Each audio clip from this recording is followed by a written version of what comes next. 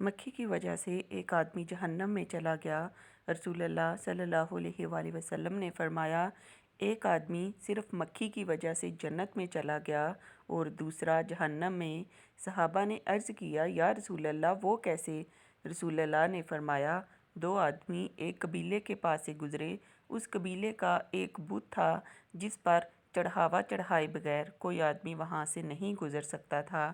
چنانچہ ان میں سے ایک شخص سے کہا گیا کہ اس بت پر چڑھاوا چڑھاؤ۔ اس نے کہا کہ میرے پاس ایسی کوئی چیز نہیں۔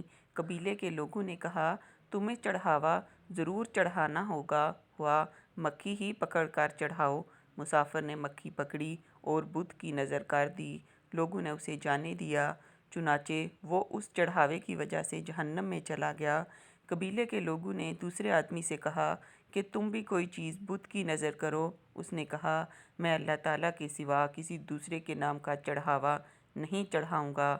لوگوں نے اسے قتل کر دیا اور وہ جنت میں چلا گیا۔